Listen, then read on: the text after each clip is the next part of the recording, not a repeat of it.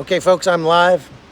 Chuck Holton here. I'm in the northern part of Israel in Kiryat, shemona, where last night a rocket came in and struck in the center of town in a residential neighborhood. This store behind me was demolished, and you can see the motorcycle right there. 2 people were injured, one seriously and one not so seriously. For me, it's serious whenever I get injured, but anyway, I don't think that the second guy spent the night in the hospital. The rocket actually hit right over there between this black car. Let's turn that around over here. Rocket actually hit right there between the black car and the white car, and there was a car parked there, but it flipped that car up into the air and it landed out in the middle of the street and burned. This shop, as you can see here, burned also. This was one of 2 rockets that actually struck Kiryat Shemona last night. One of them landed outside of town and caught the side of the mountain on fire. That was spectacular. I had just pulled in to town after those hit and was coming down the mountain over there, and saw rockets fired out of Israel going into Lebanon this way, and just watched them. It was really cool. Just watch these rockets go all the way up and back down and explode against the mountain over there. Israel has been responding very forcefully to the near constant attacks that are happening from Lebanon now. Right as we speak, Hassan Nasrallah, the commander of Hezbollah, is giving his first live speech in years, meaning live as in we know right where he is. Most of the time he gives his speeches from a bunker someplace, and it gives them, taped, sends them out.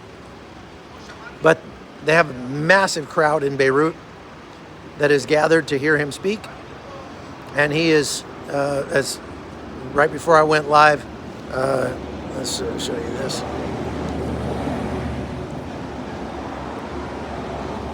Right before I went live, I read that he had been expounding the virtues of the men who murdered 1,400 Israelis on October 7th, and saying there's no better thing that you can do for God, and rhetoric like that. So that's exciting. People are wondering if he is going to declare war on Israel. That is a definite possibility.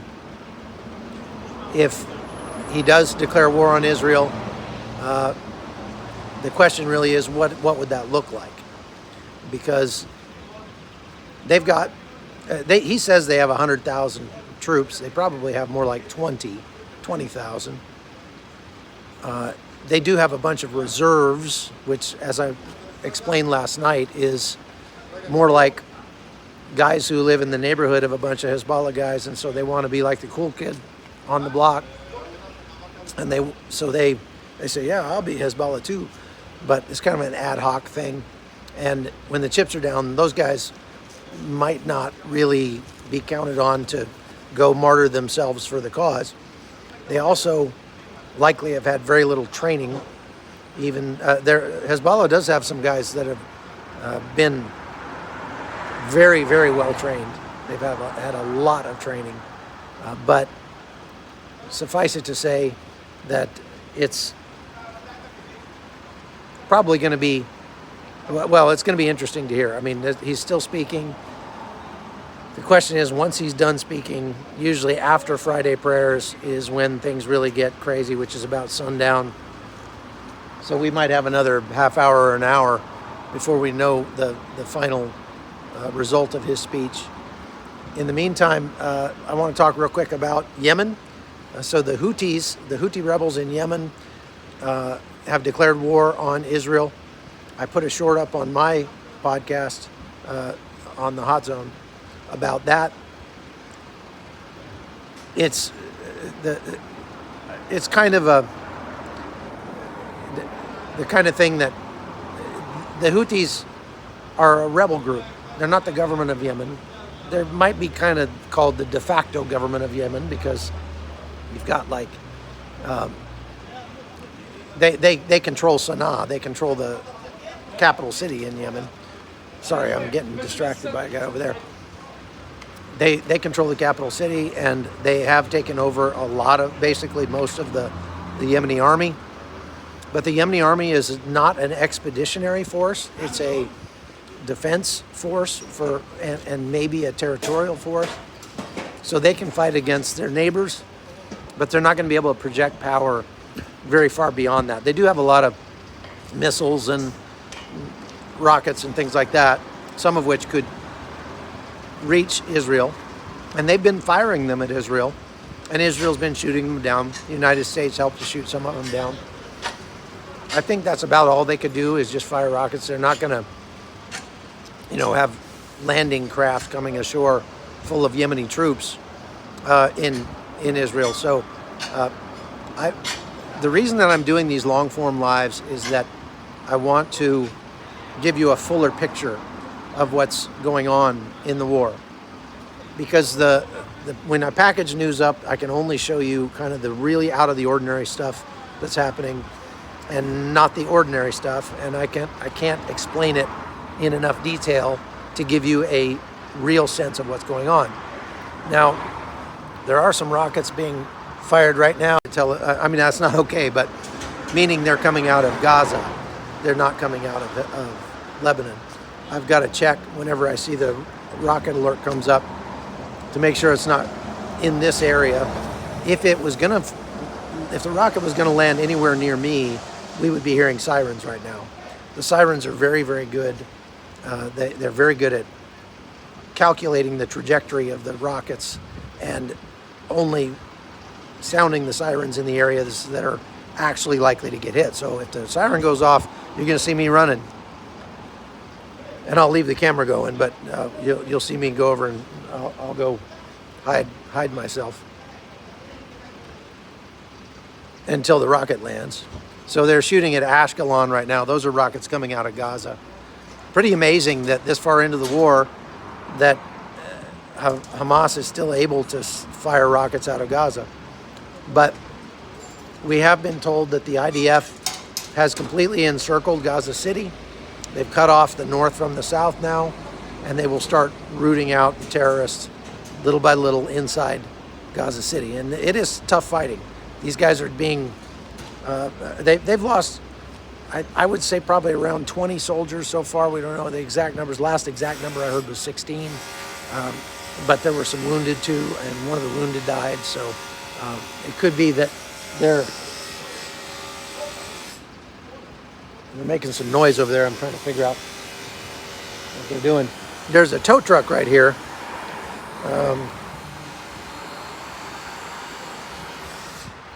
Israel needs to supply them with more like food, fuel. Well, I reported last night that Israel actually turned on we're talking about the Palestinian people inside Gaza, the civilians. I mentioned last night that Israel is actually supplying millions of liters of fresh water to South Gaza. They turn on the water pipes. They're pumping water into Gaza. Think about that. What other country in the world would actually give clean water to their enemies? And that's just to prove that the Palestinian people are not their enemies. That's not who they're fighting. They're fighting Hamas. They made that very, very clear. They've also allowed, I'm hearing rockets. I don't know if that's incoming or outgoing. They've also allowed a couple hundred trucks in through Egypt. They're checking those to make sure that they don't contain weapons, and they're allowing wounded and foreigners to leave Gaza. Look, Israel does not want to keep Gaza. They don't want to take it over and occupy it. They want to reboot the government and give it back to the people of Gaza. And they're saying, look, this will all be over quicker if all of you people who don't want to fight us leave this area, and we will fight the people who do want to fight us. Once we've gotten rid of them, then the people who don't want to fight us can come back in and you can rebuild your country any way you want. Just don't be a threat to us and we won't have a problem. That's essentially what Israel is doing. But they are also, I would say, losing the information war. Israel is, they have to do a better job of getting the word out that they are actually only killing people that are against them, trying very hard not to kill people who aren't against them, and working on that problem. It's a very, very complex and thorny problem down there in Gaza. And I think it might be about to get a whole lot more complex and thorny up here in the north. Now, I want to carry you around and just show you some more of this destruction here. So let me turn the camera around. And I want to show you, number one,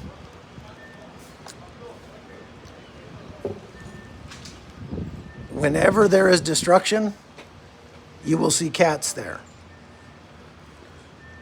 This tells you something about the nature of cats, I think. This guy, I don't know who he is, but he must be running for office or something. This is the shop that was wrecked. Awesome. Food. That's great. Thank you. Thank you very much. This is a Danish journalist I met, and he's given me some food. So, food. God bless you. Thank you. That's awesome. I'll go put that in my little car over here. And it's hot. That's fantastic. So Shabbat is about to start. And so people are getting ready for that. So this is the destruction that was caused by this missile.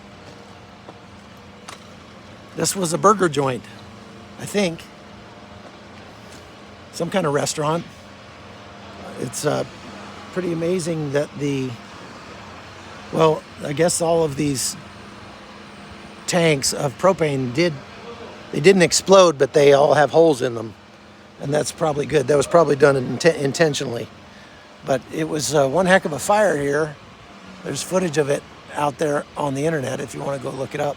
Broke those windows out up there. And look what it did to this car right here.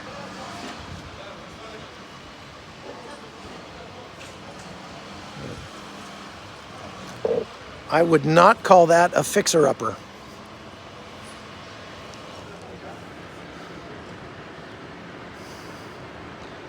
The smell of burnt plastic is very, very strong right here.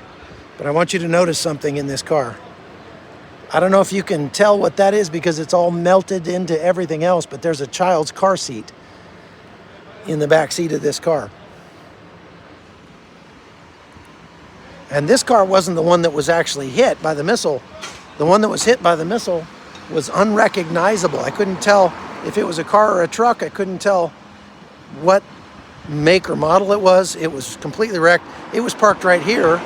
This is the bomb crater that's already been filled in with new asphalt.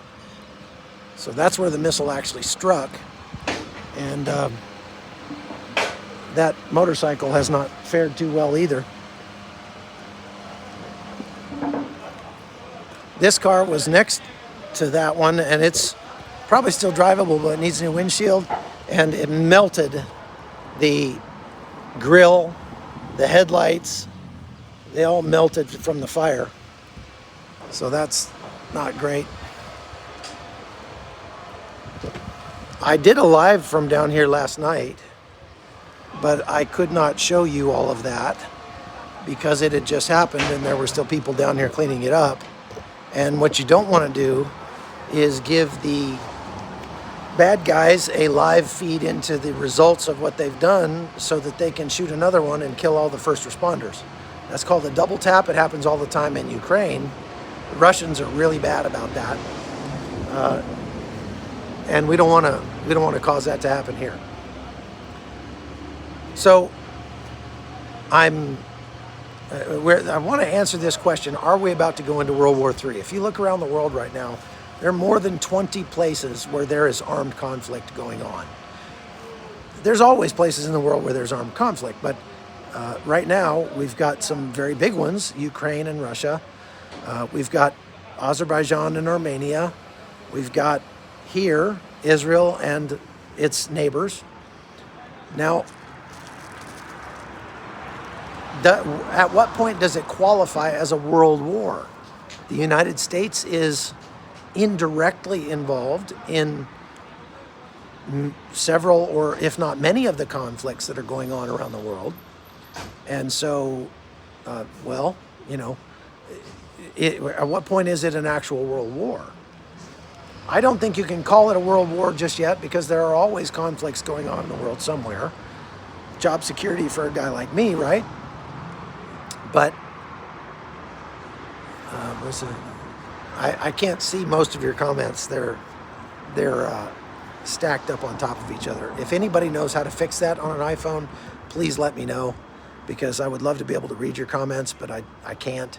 If you want to follow my own reporting, you can follow me at chuckholton.locals.com, or you can go to the Hot Zone podcast here on YouTube, and I'll do lives there where I can actually interact with you a lot more. There's just too many people leaving comments here. So Crutchfield, our producer, and Dan Andros, they should be reading these comments and forwarding me some of the better questions so that I can answer them. But that's one question I've been getting a lot. Is this World War III, or is it about to be? Well, I think it's not World War III until the United States is directly involved someplace. And as long as the United States is just participating in these proxy wars, thank you for the super chat. If Nasrallah declares war in speech to Israel, where he is, would they react with a strike and take him out? Very good question, Kathy. Would Israel take out Nasrallah? I think they would happily take him out in a minute. He's right now surrounded by 100,000 people in Beirut, and so I just read that Israeli fighter jets actually flew over the gathering and caused a sonic boom as a sort of warning, and I'm sure that made friends and influenced people. They could have bombed him in this speech. They knew where he was, but he also knew that if that happened, Israel would lose the information war because they bombed a peaceful rally.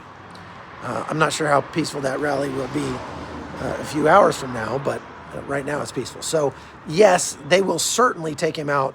I would say that if they declare war, Hassan Nasrallah's days are numbered. He shouldn't be buying any green bananas. All right, hope that answered your question. If you'd like to donate down there, those comments actually pop up, and if you ask a question, then Crutch will make sure to get me those questions. If not, I'll answer them privately when I can. You can donate to cbn.com also, if you like, to help us keep getting the word out about what we're doing. So there goes the tow truck. They were coming over here to pick up these cars, and I asked them to wait while I was doing my live broadcast. So it looks like they may be coming back around now. Until the United States gets involved, I don't think we can call it World War III. If China gets involved, we're getting a lot closer. This would be one of those times when, okay, maybe I'm on the wrong. Okay, this would be one of those times when it could really go, this would be a good time for China to invade Taiwan, because everybody's so distracted everywhere else. And that's part of what causes world wars, is you get one that's a big conflagration everybody's worried about and everybody's kind of involved in, and then another one pops off, everybody's kind of involved over there, and people get to the superpower, the United States, gets to the point where we're so task saturated that people, bad people around the world say, hey, this is our chance. This is our time to take over what we want to take over. And I think that's one of the reasons you're seeing Azerbaijan talking a big game against Armenia, taking out the people in the Nagorno-Karabakh district in Artsakh and displacing 120,000 people and threatening to go even further. So I'm going to have to run. I got another one to do. I'm going to go over to this to the other station on CBN, and so if you have questions, please send them to me, hotzoneholton@gmail.com, and I will try to answer them when I get to them. God bless you. Thank you very much. We'll see you later.